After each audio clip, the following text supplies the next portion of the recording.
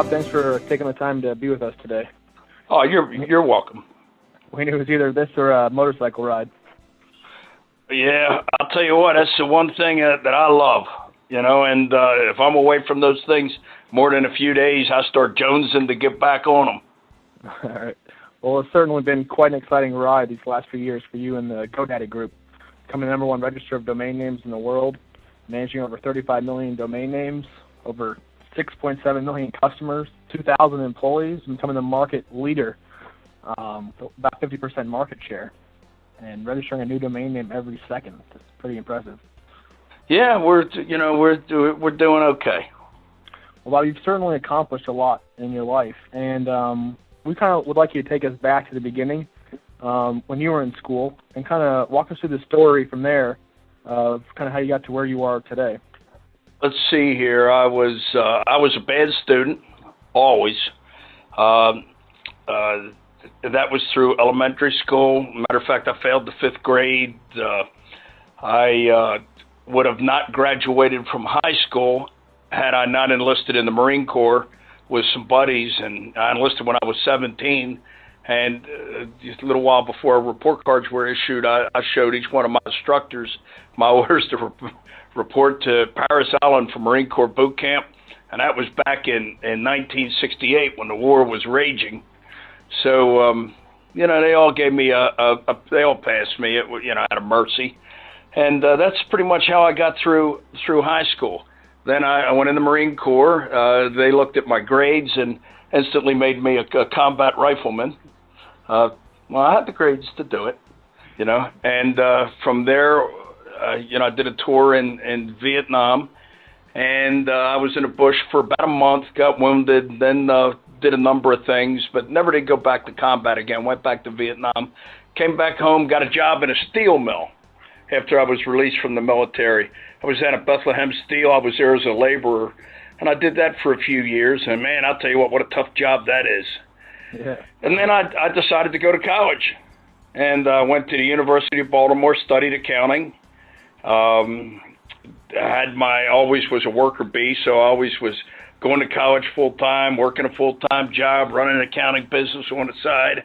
And how I got into the computer business was I had an introduction to data processing class at the University of Baltimore, and I really liked it. I think in college, by the way, I turned it around, and I graduated magna cum laude.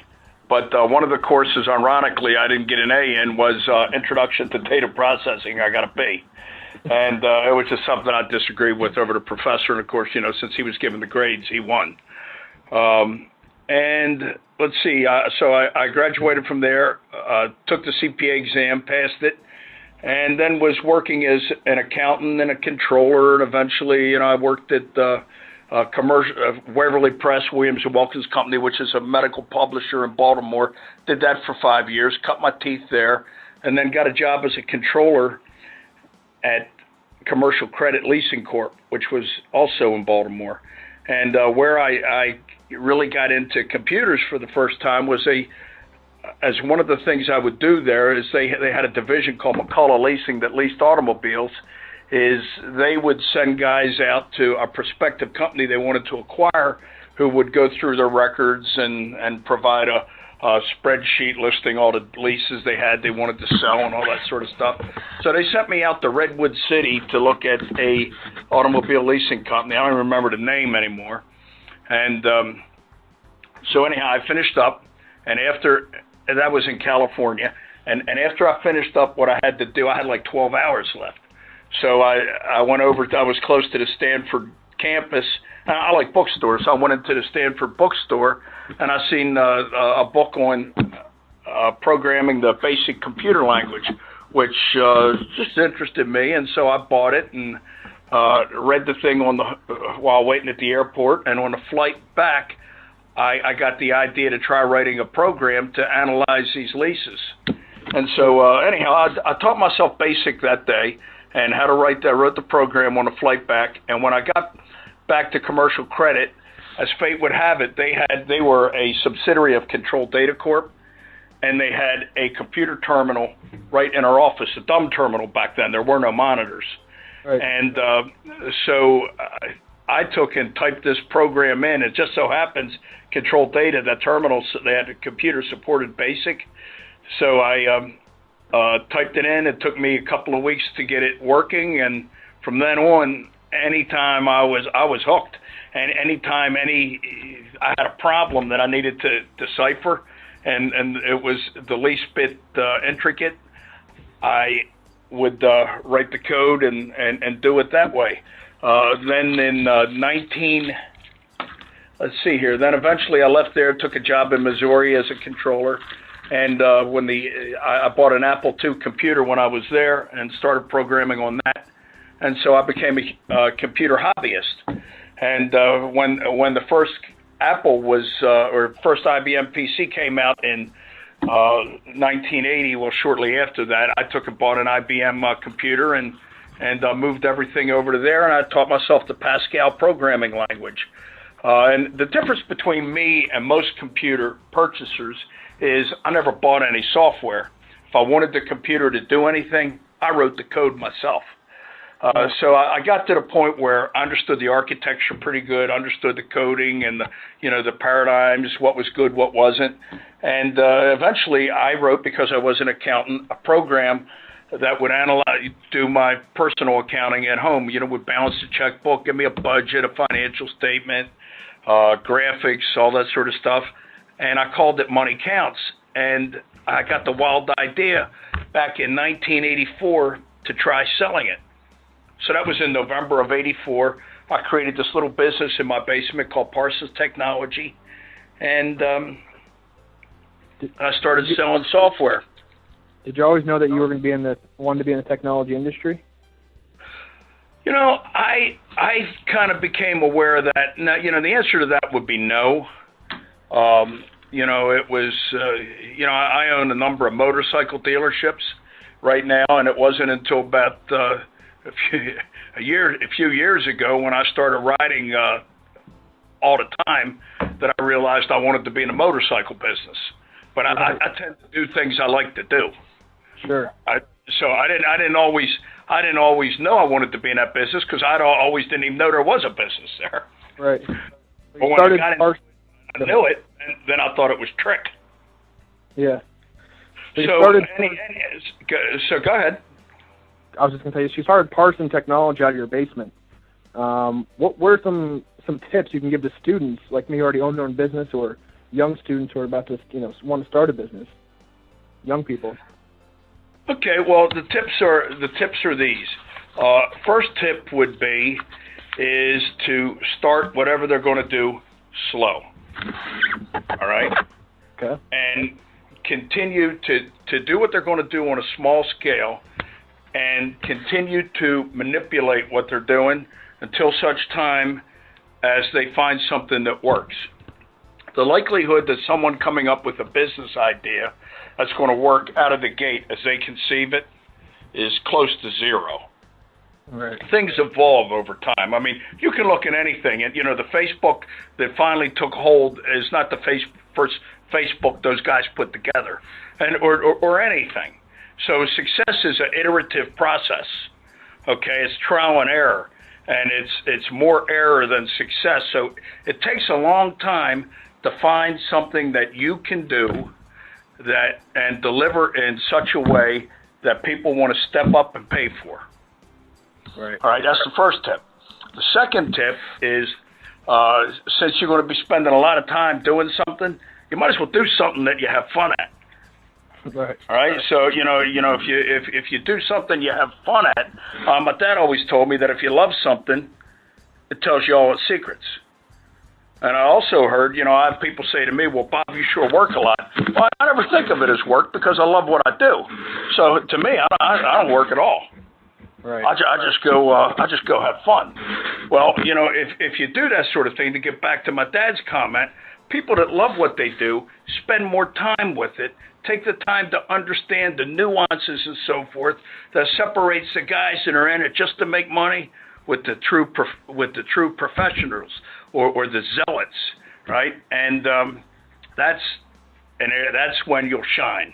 And you can GoDaddy's proof that you can get into an area that's already crowded, that's already been considered solved, and if you really love what you're doing, you can do a better solution.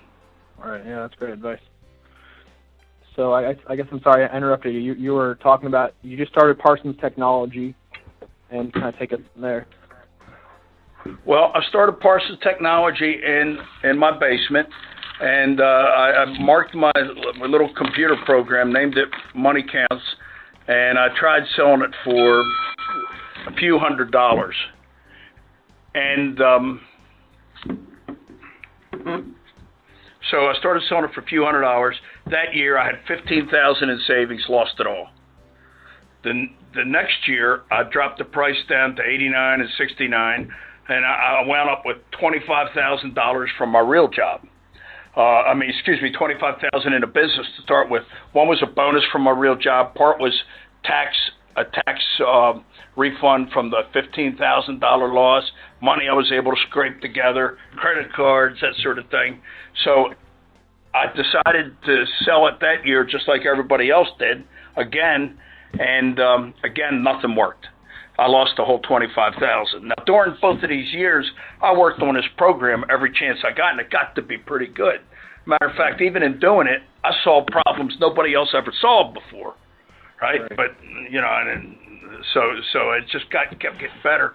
So finally, the break came in the third year. I had a magazine call me called the Computer Bargain Line out of Fort Dodge.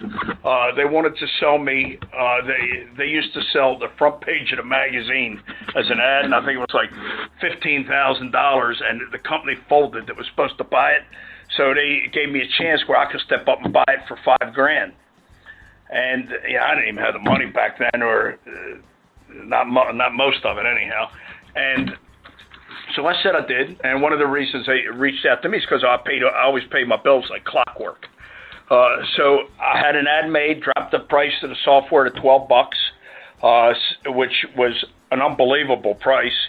And back then there was copy protection and that sort of thing. And I said, you can copy it. You want to give it away to somebody, give it away. Doing a goddamn thing you want with it, just send me $12. Right. And the ad took off. It worked. I had one guy call me. He says, I'm buying this. I'm looking at it. It's about the same price as a pizza.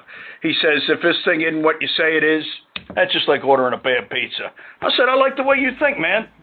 And then, of course, shipped it to him. And so anyhow, made money on that ad. One thing led to another. I realized that the best way for me to succeed was direct marketing, low prices, high quality, good service. Eventually, I had Parsons Technology for 10 years. I built it to 1,000 employees, $100 million in business.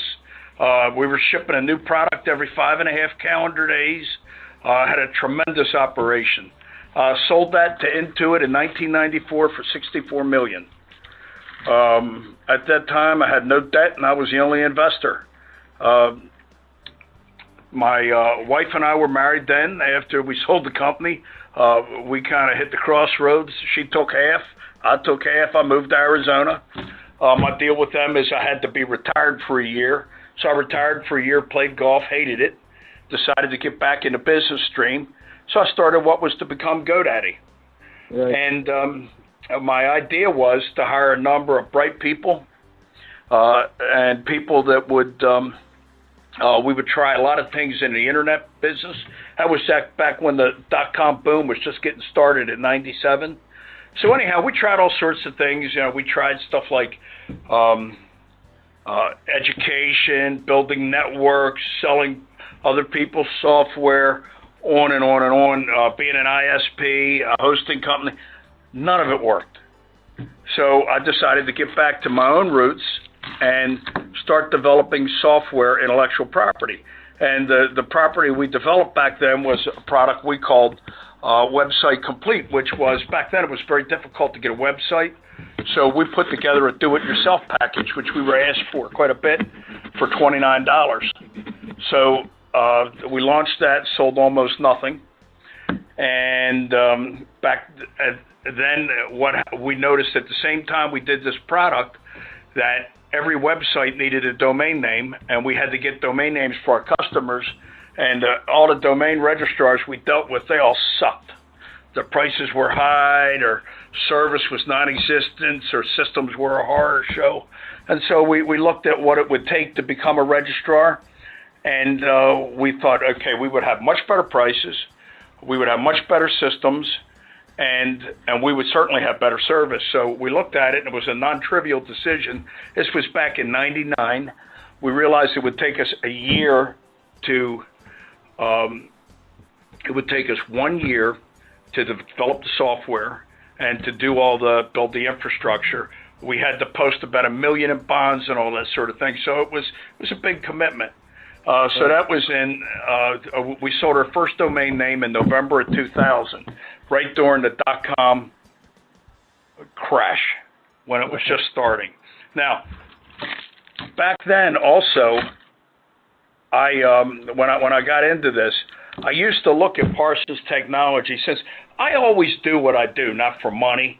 I do it just because I like doing it, and I try to do a good job at it. The money don't mean it. I'm not a guy that's motivated by money, So anyhow, I first started. I had about 32 million, and I remember thinking, well, I'll start worrying about this, since I was the only guy funding the company, and .coms were all judged by cash burn back then. I said, right. I will worry about it when I have 26 million left. And then I'd burn that up, and I'd think about it and move it to 22, then move it to 20, then 18, and 16, and 15, 14, 12, 10, 8, 6. Well, you see, what happened was I was also invested in .com stocks during that crash. So, I mean, there would be months I'd lose $1 million, $2 million. Yeah. So anyhow, in November 2000, we sold our first domain name, and come early 2001, I'm sitting looking at about 6 million that used to be 32 million. It was looking to be zero. And I made a decision in my mind that I'd sell the company. So, I still had some money left. So I flew to Hawaii, and, I was going to get away for a week and decide, never told anybody. And while I was in Hawaii, as time went on, I decided, man, I'll tell you what, this money don't mean anything to me. I really wanted to keep the company going. And the epiphany for me is when I seen this guy parking cars. It was my age, was happy as a lark. Here I'm under all this stress. And I said, you know what? Fuck it. If this thing fails and I go down with the ship, I'll just park cars. I could be happy doing that. And, I'll tell you what, some of the happiest times of my life is when I was poor as a church rat. So I thought, matter of fact, I'll go to Vegas and I'll be a stick man on a table. Right, and that's what I'll do, and I'll have a damn good time. Won't have anybody problems, and I have somebody else signing my paycheck. So right. I came back, decided if the company failed, I'd fail with it.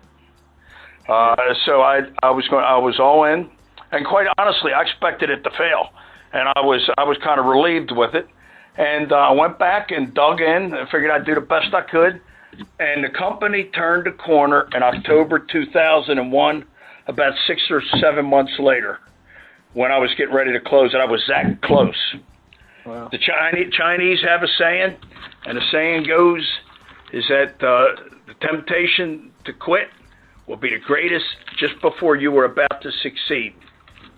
Right. And so what that means is success is found at the brink of failure. Sure. Yeah, that's very true. Yep. And then we started doing what we do. Became very profitable. Decided to start we were run we still are run like no other company. We put all emphasis on doing a good job here. And if we make money, well, we make money. But the number one emphasis is the best systems, the best services, the best people, the best products, the fairest prices. And you know what? That translates to business. And so now we have the market shares that we do. Being a Super Bowl advertiser helped us. I mean, we took a chance, did a bunch of edgy stuff. Works like a charm, brother. All right. What would you say are some of the largest challenges that GoDaddy has faced? And how did you deal with them, and what did you learn from it? Well, first thing was, to be able to continue when you're looking into the jaws of the dragon. Right. And I mean, I've been in that situation many times in my life. I've been in it at Parsons Technology, Vietnam with the Marine Corps, over and over. And so the deal there is I mean, you keep on keeping on, and you believe, and one day at a time. So what you got to do is you got to not get angry, not get sad, not get gloomy, not be dwelling on your problems, but spend your time thinking about what you can do, what your opportunities are, right? There's one of the stories I quote my people from time to time is during the Civil War when General Grant first took over after his victory of Vicksburg, and they gave him the Army of the Potomac, and he was in Virginia. His soldiers said to him, his general's going, oh, Bobby Lee might do this, Bobby Lee could do this, Bobby Lee could do that. And he said to him, he says, let's quit worrying about what Bobby Lee is going to do to us and start worrying about what we're going to do to Bobby Lee. And that's how we think here. Yeah, I like that. What would you say is the biggest lesson that you learned throughout your experience at GoDaddy? The biggest lesson I learned is have fun, brother. I mean, we're not here for a long time. We're here for a good time. Well, what's some advice you can share to college students that are just about to go into the workforce on how to navigate through a corporate environment? How to navigate through a corporate environment? Well, what to do is come in every day, work in day-tight cells, do the best they can, try to innovate. If they're in a position where they're suffocated, go someplace else. But continue advancing, and things take care of themselves. Cool. What are some of the things that you look for in a person when you're hiring them? I look for a light in their eyes. So I look somebody. I look. If somebody comes into me and says, "Well, I want to make this, and I want this much vacation, and I want this, and that, and the other thing." That's all. That's all well and good. But I look for somebody that comes in and says to me, Mr. Parsons, I can't wait to do this job. And I'm going to do this job better than anybody ever will do this job, right? And I love this stuff, right? And if you give me an opportunity, you'll be glad you did. That's the man or the woman I want to hire. Sure. Yeah, I don't give a shit if they have an MBA. Matter of fact, an MBA to me don't mean anything. So it's passion. Passion is it. Passion, and somebody that's got an interest in the trade or the occupation they're getting a chance to do. Sure. So we had to ask you this one: how do you select a GoDaddy girl? How do I select them? Yeah. Well, the way we select them is based on we look for, first and foremost, somebody who is very successful in what they do. Someone who's a role model, someone who's very intelligent and well-spoken, all right, and someone also that is willing to have a little fun and be a little edgy, all right, and that is first and foremost. Then, in addition to that, all right, second, and a distant second to that, is we prefer that they be attractive and somebody that presents herself very well. If we wanted to just hire good-looking women, there'd be 2 million GoDaddy girls tomorrow. Right. Because I think, as you know, I mean, you got good-looking women in Florida, don't you? Absolutely. Somebody told me there was one down there once, but she might have moved to Cleveland. I don't know. So, how do you motivate your employees at GoDaddy? I mean, besides using the GoDaddy girls. Well, the GoDaddy girls really is not a motivator to the employees. I mean, I think they like it because the majority of people like it because they're a little edgy. I'll have people come here and ask me, "Where's the GoDaddy girls?" It's like they're floored when they believe, "Hey, we never see them." No, I'm just. Yeah, well, I know you're just teasing. The way we do it, is we make sure, that people receive, number one, they receive all the support they need to do their job. They have the best fringe package in the Valley, right? They know that this is a fun company. We like to step up and have a ball. In our call center, we have a record low turnover. Our employees are the best paid in the country. and our customers get the best service, because what we do is we make every day like a holiday, like a festival. I mean, we have contests hourly, daily, monthly. I mean, I'll pay people's rent, mortgage, buy them a car, motorcycle, jet skis, send them on trips around the world or shopping sprees. And whenever I give somebody money, which is all the time, I pay the taxes on it. Nice. Yeah, so incentive. It turns out to be a really positive thing. And so what happens is when somebody calls our company, there's somebody who's basically at kind of a party, and they're jazzed to be there. I mean, stuff's going on all the time, right? And they pick up the phone because how well they do and all this depends upon how good they help their customer. So they're looking forward to the call, and bingo, there you go. So, I mean, we over-deliver there across the board. Everybody wins. The enthusiasm comes across the phone. The customer's jazz. The employee's jazz. Customer tells other people. And there you go. I mean, one of the other things that we do is people buy a domain name from us for $9. Mm-hmm. We call them during the first week. The internet can be a little tricky, a little difficult. And so sometimes, what to do is not clear. Well, we call the customer, ask the customer, thank them for the purchase and ask them if we can help them and help them get it set up on what they want to do with it. And nobody does that. Right, yeah. That's a pretty small profit margin, and you call them. You got it. That definitely has some character. So, over the years as GoDaddy has grown, what new skills have you had to develop or improve upon, as a leader? Well, I had to develop the knowledge of the domain name industry. Yeah. And the internet. I mean, that the technical knowledge I had to do, but it's not like a specific new skill. I mean, I'm learning every day, right? I'm learning how important it is to study history, concerning what we can expect globally now that we're a global company. I'm learning that where to find people who are very intelligent and can actually tell me, okay, say what's going on in Iran, how's it going to impact me, what's the China situation, all those things, to look at things in a real macro sense, and just learning how to interact with people. I'm learning every day, and I'll tell you what, I'm 58 years old, and if I get to the point when I stop learning, I'll call you. All right.